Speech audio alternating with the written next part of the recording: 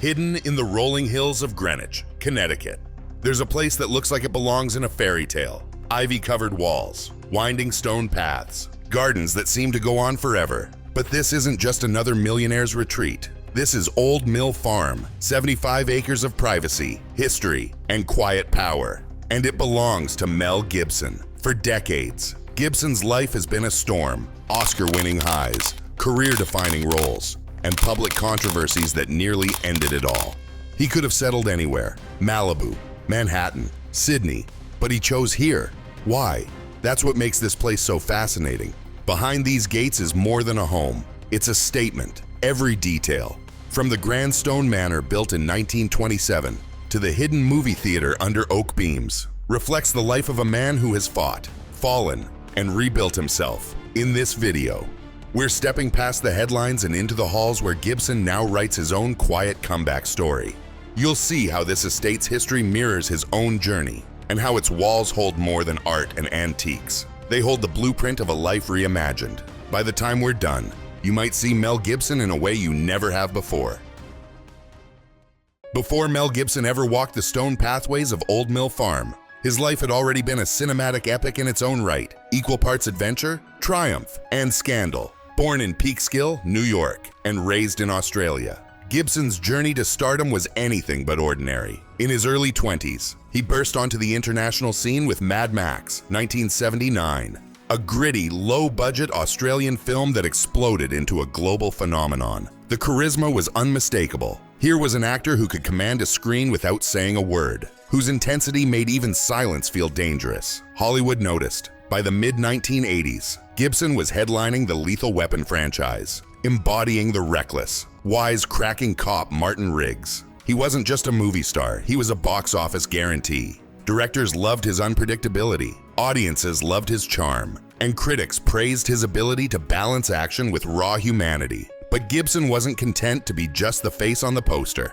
In 1995, he directed and starred in Braveheart, a film that swept the Oscars and cemented his place not just as a leading man, but as a storyteller. His willingness to take risks, financially, artistically, and personally, set him apart from the safe, studio-approved paths most stars followed. That same boldness would later lead to The Passion of the Christ in 2004, a project many predicted would end his career. Instead, it became one of the highest-grossing independent films in history, sparking global debates and solidifying Gibson as a man unafraid to provoke, to challenge, and to tell the stories he believed in. Yet, the man who stood atop the Hollywood mountain was not immune to its storms. Public controversies, fueled by personal mistakes and inflammatory comments, turned the spotlight from celebration to condemnation. For a time, it seemed the industry had shut its doors on him. Roles dried up, studio calls stopped coming, and the man once at the center of the cultural conversation found himself on the margins. This period is essential to understanding why Old Mill Farm matters. When Gibson eventually re-emerged, it wasn't with a desperate grasp for fame. It was with carefully chosen projects, like Hacksaw Ridge, that reminded the world of his talent without forcing him back into the chaotic glare of Hollywood life. He had learned something. Peace has value. Privacy has power. So when he chose to plant his flag in Greenwich, it wasn't about status or luxury. It was about building a life on his own terms. Old Mill Farm became the physical embodiment of that decision. Timeless yet private, elegant yet unpretentious, rooted in history yet offering the freedom to create new stories. For a man who had lived decades in the public's imagination, this estate offered something he hadn't had in years: control over his own narrative. No cameras waiting at the gate, no reporters watching the driveway, no need to smile for strangers while buying groceries. Just a home where the loudest sounds were wind through the trees and the hum of a projector in a private theater. And that's why, to understand the estate, we have to understand this chapter in Gibson's life. Old Mill Farm isn't just where he lives. It's the answer to the question, what does a man do when he's had everything, lost almost all of it, and decides to start over? In the next section, we'll step inside the history of Old Mill Farm itself, a place that, long before Gibson arrived, was already a masterpiece of architecture, elegance, and New England prestige. And we'll see how its past makes it the perfect backdrop for this stage of his life. Long before Mel Gibson walked its winding drive, Old Mill Farm was already a landmark, a name whispered among the old money families of Greenwich, Connecticut. Built in 1927, it was the vision of renowned architect Charles Lewis Bowman, a man known for creating American estates that felt as though they had been lifted straight from the European countryside. Bowman had an eye for grandeur without ostentation. Old Mill Farm was no sterile mansion designed to impress from the curb. It was crafted to be lived in, to envelop its owners in comfort while still projecting the quiet confidence of wealth and taste. Every feature served both form and function. The manor itself is a study in timeless design, weathered stone walls crawling with ivy, tall chimneys reaching into the sky, slate roofs that could withstand generations of New England winters. Walking toward it feels less like approaching a house and more like entering a scene from an old novel. A place where stories have already been lived and more are waiting to be told. Its first owner, financier George Lewis, used the estate not just as a home, but as a social stage. In the 1930s and 40s, Old Mill Farm hosted gatherings that blurred the lines between political salons and high society galas. Later, it passed through the hands of other elite owners, each adding their own flourishes. A boxwood maze here, a horse stable there, formal gardens that changed with the seasons. What's remarkable is how much of Bowman's original vision still remains intact. The interiors still boast hand-hewn oak beams and leaded glass windows that filter the sunlight into a soft, golden glow. Grand fireplaces anchor nearly every room, not as decorative afterthoughts, but as the warm heart of the home. Even the layout resists the temptation of modern excess. Rooms are connected in a way that invites conversation, not isolation. For someone like Gibson, who has spent a career navigating both the rewards and dangers of public life, this estate offers something rare, a sense of permanence. Hollywood is built on trends, on what's hot now, on the fickle whims of audiences and critics. Old Mill Farm stands in defiance of all that. It has weathered nearly a century without needing to reinvent itself. But the estate isn't just a relic of the past. Over time, it has quietly adapted, blending modern comforts with its old-world charm. Today, it holds a fully equipped private movie theater beneath the oak beams, a space that feels like a personal cathedral to cinema. There are updated kitchens and cozy reading rooms, places to create and places to retreat. The grounds themselves are part of the magic. The 75 acres unfold like chapters in a book. Manicured lawns that open into wild meadows. Formal gardens that give way to shaded walking paths. A quiet pond that mirrors the changing sky. The boxwood maze, meticulously sculpted, invites guests to wander and lose track of time, while the stables hint at a life where leisure and labor meet in the care of horses. It's no wonder that when Gibson first saw the property, he recognized something familiar, not in its physical details, but in its spirit. Old Mill Farm was built for people who valued privacy, heritage, and beauty not as a display, but as a way of life. For a man emerging from the noise and chaos of decades in the public eye, it must have felt like stepping into a world where the outside clamor simply didn't matter. In the next section, we'll explore how Gibson has made this estate his own, not by erasing its history, but by living in harmony with it. We'll see the choices he's made, the rhythms of life he's built here, and why Old Mill Farm has become more than a sanctuary. It's become a statement about who he is today. For all its grandeur, Old Mill Farm doesn't feel like a museum piece under Mel Gibson's care. It feels lived in, and that may be the most telling detail of all. This isn't the kind of estate where the owner breezes in twice a year for a photo op. It's where Gibson wakes up, brews his own coffee, and starts his day under the same beams that have sheltered families for nearly a century.